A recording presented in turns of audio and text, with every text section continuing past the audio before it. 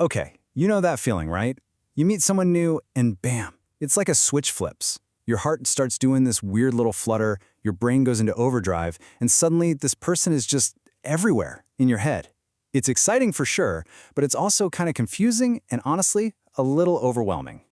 I mean, seriously, who hasn't done this? You become a full-on detective, analyzing every word, every emoji, every single punctuation mark. You're just staring at your phone, waiting for those three little dots to pop up, convinced that their next message holds the secret to your entire future. So what is actually going on here? And that's really the heart of it, isn't it?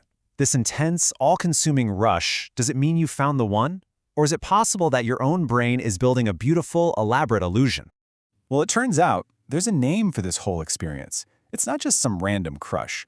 It's a very real, very predictable psychological phase, and it's called Stage 2 infatuation.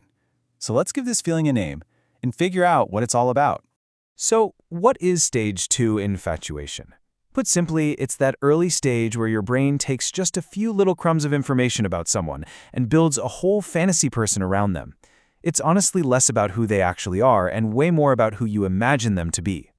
And here's the thing that should make you breathe a sigh of relief. This is completely 100% normal. You're not crazy, you're not getting ahead of yourself. It's a chemical process that's pretty much hardwired into our brains. It's just a stage, not the final destination. To really get this, you have to think of your brain as this amazing but kind of impatient storyteller. It absolutely cannot stand a story with missing pieces. So when it meets a new character, your crush, it doesn't wait for more details. It just starts writing the rest of the story itself. This isn't a flaw in our design, it's a feature. Our brains are built to find patterns and make educated guesses to help us get through the day. The only problem is, when it comes to romance, that fill-in-the-blanks feature goes into hyperdrive. And it doesn't fill them in with facts. It fills them in with our wildest dreams.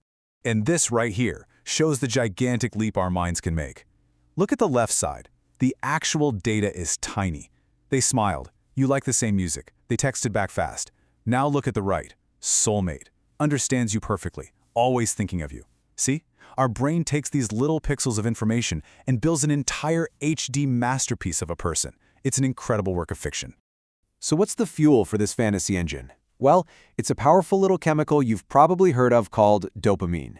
It's the brain's reward chemical, and during stage 2, it puts us on one heck of an emotional roller coaster. Let's talk about the highs. You get even a tiny positive sign, like they mentioned something you talked about last week. Your brain sees this as a huge win and whoosh, releases a big hit of dopamine. The result? Total euphoria. You feel on top of the world and you're absolutely convinced this is the real deal. But we all know the other side of that coaster, right? A tiny negative signal. The reply to your text seems a little off, or it just takes a few hours longer than usual. That dopamine supply gets cut off, and your brain starts to crave it. And the feeling? Pure panic. It feels like the world is ending, even though, in reality, almost nothing has changed. Okay, so this might sound a little bleak, like we're just puppets of our brain chemistry, but we're not. Not at all. Just understanding this whole process is the key to navigating it. It's how you go from being tossed around by these emotional waves to actually learning how to surf them. So, what can you actually do with this knowledge? First, just name it. The next time you feel that crazy rush, just say to yourself, okay, this is stage 2. Second, try to separate fact from fiction. Be a bit of a journalist. What do you actually know about them versus what have you made up? Then, just stay curious. Instead of assuming they're perfect, get interested in finding out who they really are. And hey, enjoy the excitement. It's a fun ride. Just, maybe don't quit your job and move to another country for them just yet. Look, knowing all this doesn't take the magic away. If anything, it makes it more amazing. It lets you appreciate that initial spark for what it is, an incredible piece of architecture that your own mind has built. The real question is, the next time you feel it, will you see the final, perfect building, or will you see the brilliant architect just getting started?